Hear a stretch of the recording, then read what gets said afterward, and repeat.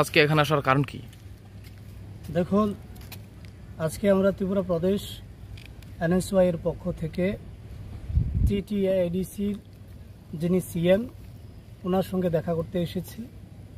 ইতিমধ্যেই আপনারা দেখেছেন, পত্রপত্রিকায় ছাপানো হয়েছে, বেরিয়েছে যে রাজ্য সরকার তার তুগলুকি সিদ্ধান্তের মধ্য দিয়ে টিটিআইডিসির প্রায় 247টি স্কুল বন্ধ করে দেওয়ার সিদ্ধান্ত নিয়েছে। আমরা আজকে সিএম এর কাছ থেকে জানতে এসেছি যে এই যে 247টি স্কুল বন্ধ করার সিদ্ধান্ত রাজ্য সরকার নিয়েছে, তাতে ওনাদের মতামত কি।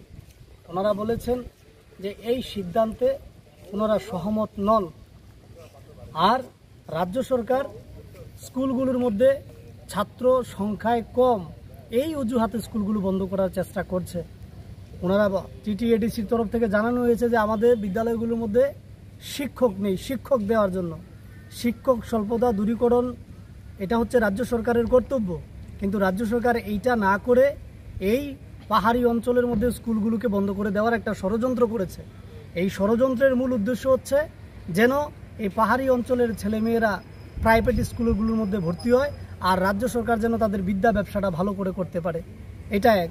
তারপর আমরা আরেকটা বিষয় ওনার কাছ থেকে জানতে চেয়েছি। আমরা দেখেছি যে কৃষ্ণপুর বিধানসভার মধ্যে একটা স্কুল হওয়ার কথা ছিল, যে স্কুলটার নাম ছিল যে একলব্য মডেল রেসিডেন্সিয়াল স্কুল।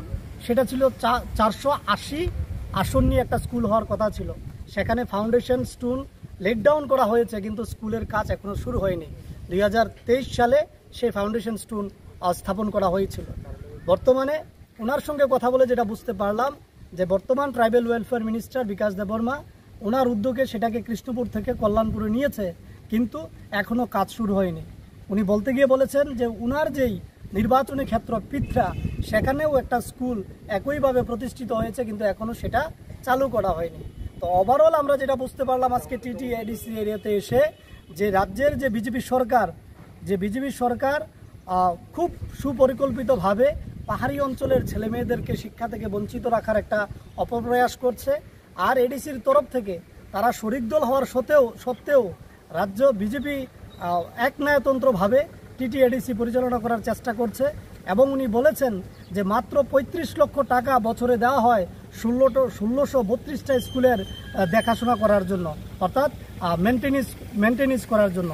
সেখানে টিচার নেই, স্কুলগুলোর মধ্যে পিজি নেই, পিআই নেই, স্কুলগুলোর মধ্যে সেখানে দেখা গেছে পানীয় জলের অভাব।